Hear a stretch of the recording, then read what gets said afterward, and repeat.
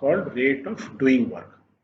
Rate of doing work मतलब क्या होता है, हाउ फास्ट और slow we do a work. आप कितना स्लो या फास्ट करते हो, वही तो रेट बता रहा है, किस रेट से आप काम करो। जैसे वेलोसिटी क्या होता है, rate of change of velocity. Rate of velocity means rate of change of velocity, और rate of change of velocity क्या था, एक्सेलरेशन। तो टाइम के साथ आप कितनी स्पीड में काम कर रहे हो, स्लो कर रहे हो, फास्ट कर रहे हो, उसको हम बोलते हैं work. That means so work time relation is called rate of doing work. उसी को हमें समझना है कि टाइम के साथ वर्क का क्या रिलेशन है। सो क्वेश्चन आता है कि do all of us work at the same rate. क्या हम सब लोग एक ही रेट से, एक ही स्पीड से काम करते हैं, राइट? क्या हम कह सकते हैं?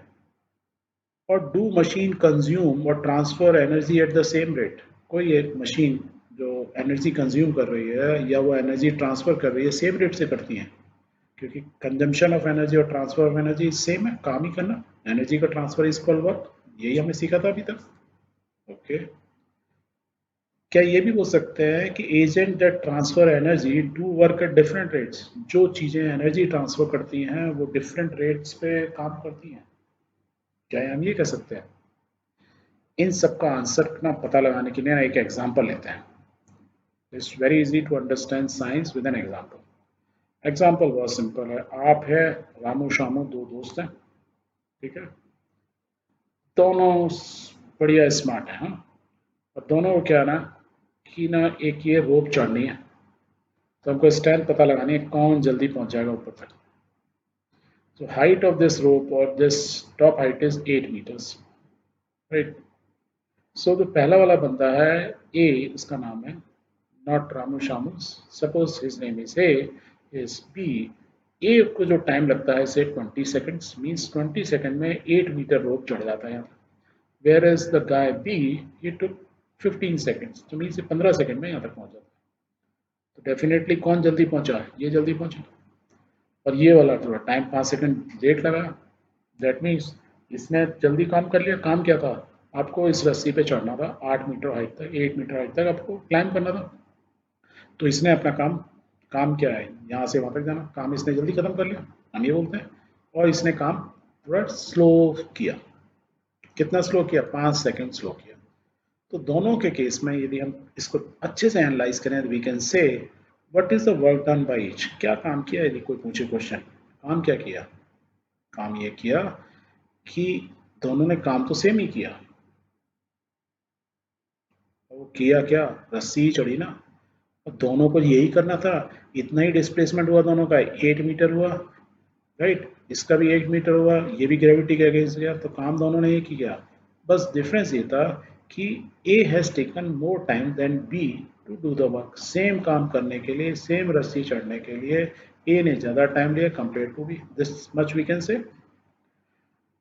और we can say the question is who has done more work in a given time say 1 second. यदि क्वेश्चन ऐसे पूछ लिया था किसने 1 सेकेंड में ज़्यादा काम किया, ए ने किया, बी ने किया, तो हम पता लगा सकते हैं। Yes, we can find out. Suppose A का वेट और बी का वेट एग्जैक्टली सेम है। वर्क डन के लिए पता लगाना होगा ना, मास तो चाहिए। सो दोनों का वेट बिल्कुल एग्जैक्टली सेम है, राइट? 400 Newton, 400 Newton. यदि वेट सेम है तो मास भी सेम है।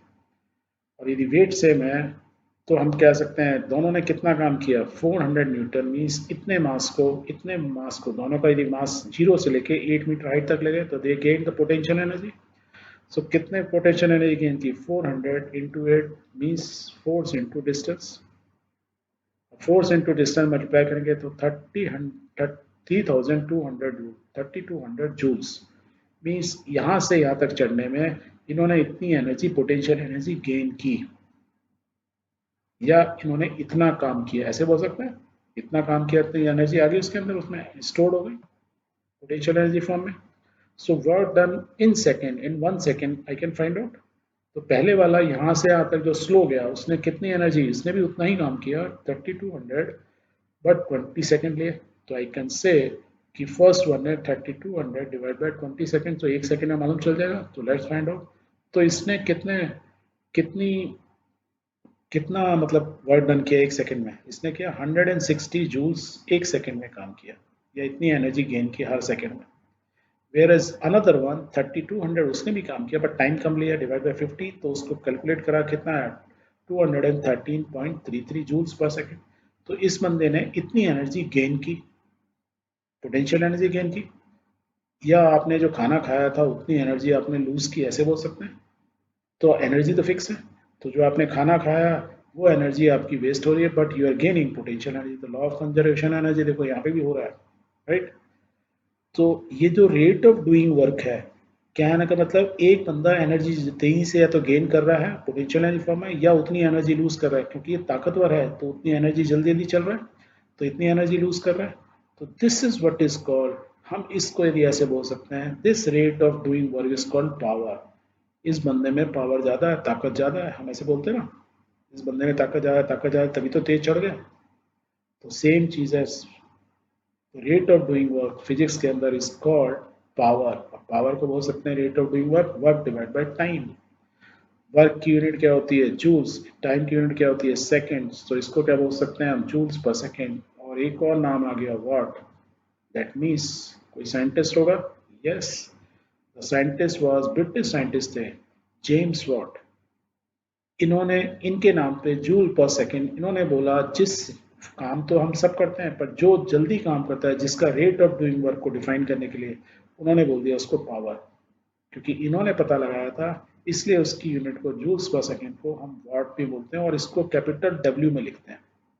तो आई कैन से पावर को पी से नोट किया जाता है, वर्क को डब्ल्यू से, इसको टी से, और पर यूनिट जो है either we say joules per second और वाट, पर डे टू डे यूज में we use watt.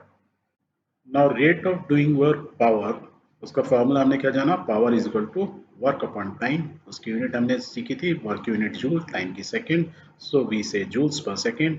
Because James Watt ने डेवलप किया था, we say we represent this joules per second as watt और द कैपिटल डब्ल्यू।